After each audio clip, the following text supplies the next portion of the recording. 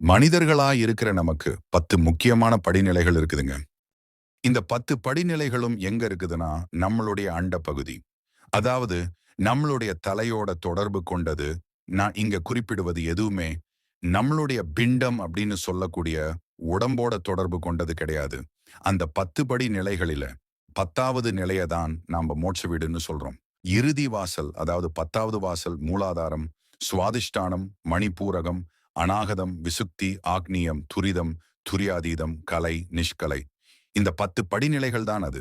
நான் இப்ப சொன்ன மாதிரியே இந்த 10 படிநிலைகளும் நம்மளுடைய அண்ட பகுதின்னு சொல்லக்கூடிய தலையோட மட்டுமே சம்பந்தப்பட்டது. வேற எந்த ஒரு வழிமுறையோடும் தொடர்பு கொண்டது அல்ல. இந்த 10ஆம் வீடுன்னு சொல்லக்கூடிய மோட்ச வீட்டை திறக்கிறதுக்கான மிக எளிமையான யுக்தி என்ன அப்படின்னு நம்மளோட முன்னோர்கள் சொல்லியிருக்கிறாங்க. ரொம்ப சிம்பிளான வழிமுறை எது? இதுல ரொம்ப சுவாரஸ்யமான விஷயம் என்னன்னா, இந்த 10 படிநிலைக்கும் ஒரே வழிமுறை தான். 10ஆம் வாசல சுலபமா அடைஞ்சிரலாம். 10க்கும் 10 வெவ்வேறு வழிமுறைகள் எல்லாம் கிடையாது. ஒவ்வொரு நிலை ஏறுறதுக்கு. அந்த வழிமுறைய பயன்படுத்தணும்னா 10ஆம் வாசல சுலபமா அடைஞ்சிரலாம். அது என்ன வழிமுறைன்னு பார்க்கலாம். நமக்குள்ள இருக்க 10ஆம் வாசல் என்று சொல்லக்கூடிய மோட்ச வீட்டை அடையறதுக்கு ரொம்ப எளிமையான வழிமுறை என்னன்னா, அதுதாங்க அன்பு. அன்பு செய்தல். இதுதான் எங்களுக்கே தெரியுமே அப்படின்னு நினைச்சீங்கன்னா, அதுல நாம தெரிஞ்சுக்க வேண்டிய விஷயங்கள் நெறைய இருக்கு.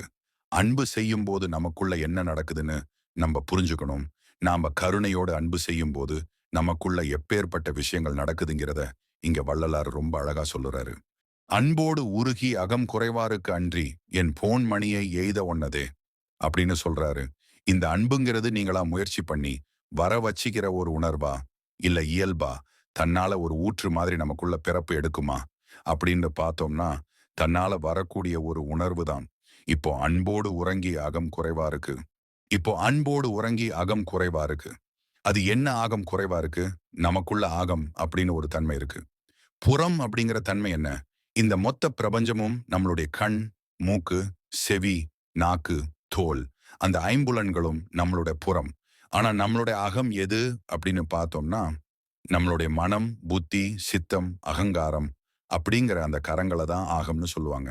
மொத்தமா இது எல்லாத்தையும் ஒரே கூட்டா எடுத்து மனம் அப்படிங்கிற ஒரே தன்மையில் எடுத்துக்கலாம். அப்போ அகம்னா மனம். இப்போ அந்த பாடலை நம்ம படிச்சு பார்க்கலாம். அன்போடு உருகி அகம் குழைவாருக்கு அன்றி. இப்போ ஒரு சின்ன குழந்தை எல்லாத்துக்கிட்டையும் அண்ணா சாப்பாடு வாங்கி கொடுங்க, அக்கா சாப்பாடு வாங்கி கொடுங்க, சாப்பிடுறதுக்கு ஏதாவது கொடுங்க அப்படின்னு ஒரு குழந்தை ரோட்ல நடந்து போகுதுன்னா, அதை பார்த்தா நம்மளுடைய மனநிலை எப்படி இருக்கும்? எப்பேற்பட்ட கொடூரனுக்கும் மனம் இறங்குங்க. அப்ப பாருங்க அந்த நொடியில என்ன ஆகுது? வெளியில நடக்கிற அந்த உருக்கமான விஷயம் நம்மளுடைய உள்தன்மையான மனதை உருகுது. இங்கே ஒரு குழந்தை இவ்வளோ கஷ்டப்படுதே, ஒருவேளை சாப்பாடு இல்லாம இந்த குழந்தை இவ்வளவு கஷ்டப்படுதேன்னு ஒரு நிகழ்வு உள்ள எவ்வளவு பெரிய உருக்கத்தை தருதுன்னு பாருங்க. அப்போ அன்பு இருந்தா தன்னால உள்ள இருக்க அகம் அப்படிங்கிற விஷயம் உருகும். அதாவது நம்மளுடைய மனம் உருகும். மனம் உருகினால் மனம் அற்று போகும். மறுபடியும் பாத்தீங்கன்னா, மனமற்ற நிலை வரணும்னா அன்பு தாங்க ஒரே வழி. அன்பு தன்னால அதிகரிக்கணும். அப்படி அன்பு தன்னால அதிகரிக்க அதிகரிக்க நம்மளுடைய மனம் குழஞ்சி உருகி ஒண்ணுமில்லாத போய் மனமற்ற நிலை வரும். மனமற்ற நிலை வந்தால் அதை கடந்தா ஆத்ம சுரூப நிலையோட தரிசனம் கிடைக்கும். அதாவது 10வது வாசல் திறக்கும்.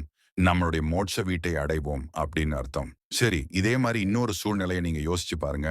இப்போ ஒண்ணுமில்லாதவங்களுக்கு நீங்க ஒருவேளை சாப்பாடு வாங்கி கொடுக்கும் போதோ, இல்ல அவங்களுக்கு நீங்க துணி வாங்கி கொடுக்கும் போதோ, இல்ல வேற ஏதாவது ஒரு பொருள் வாங்கி கொடுக்கும் போதோ, உங்களுடைய தன்மை அந்த மாதிரியான நேரங்கள்ல எப்படி இருக்குதுன்னு யோசிச்சு பாருங்க. நீங்க முழுசா உங்களுடைய மனசு சொல்லி இந்த மாதிரியான காரியங்களை நீங்க பண்றீங்க. அப்போ உங்களுடைய மனநிலை எப்படி இருக்கும்னு நீங்க யோசிச்சு பாருங்க. அங்க மனமே இருக்காது. உருகி அழுவீங்க. நீங்க ஏன் அழுகுறீங்கன்னு தெரியாது. உண்மையாவே தர்மம் பண்றவங்களோட கண் எப்பவுமே கலங்கிதான் இருக்கும். ஏன்னா அந்த தர்மம் அன்புள்ள இருந்து வர்றது. உள்ள அன்பு பெருகிடுச்சு, அகம் உருகிடுச்சு அப்படின்னா, தன்னால அதோட பிரதிபலிப்பா, எதிரொலியா நம்மளோட கண்கள் உருகி கண்ணீர் பெருக்கெடுத்து ஓடும். அது ஆனந்த கண்ணீருங்க. கஷ்டப்பட்டு வர விஷயம் இல்ல. உள்ள அன்பு பல மடங்கா பெருகி பொங்கிக்கிட்டு இருக்கு அப்படிங்கிற வெளிப்பாடு தான். கண்கள்ல ஆனந்த கண்ணீர் வரது. அப்போ உண்மையாவே தர்மங்கள் செய்யும் பொழுது, அன்பை வெளிப்படுத்தும் பொழுது, ஒண்ணுமே இல்லாதவங்களுக்கு ஒரு சின்ன உணவு பொட்டலம் வாங்கி கொடுக்கும்போது கூட நமக்கு கண்கள் உருகும். அப்படி நடந்தால்தான் அகம் உருகும். அதைதான் அழகா சொல்றாரு பாருங்க. அன்போடு உருகி அகம் குழைவாருக்கு அன்றி என் போன் மணியை எய்த ஒன்னதே.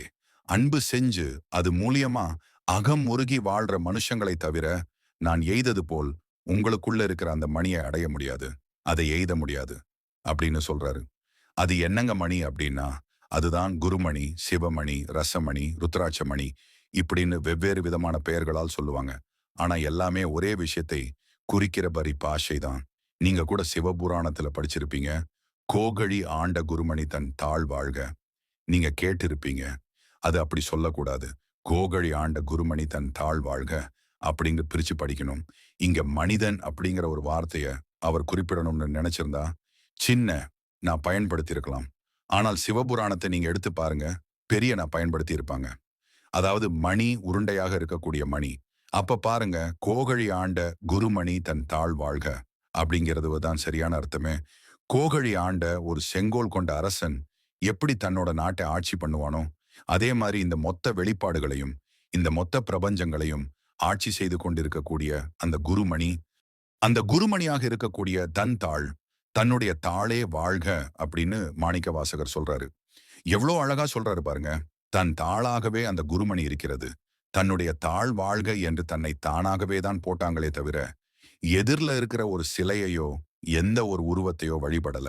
அதனாலதான் மாணிக்க வாசகர் சொல்றாரு கோகழி ஆண்ட குருமணி தன் தாழ் வாழ்கன்னு. மறுபடியும் பாருங்க ஞான மார்க்கம் உங்களுக்கு சொல்றது என்னன்னா விஷயம் உங்களுக்குள்ளேயே இருக்கு.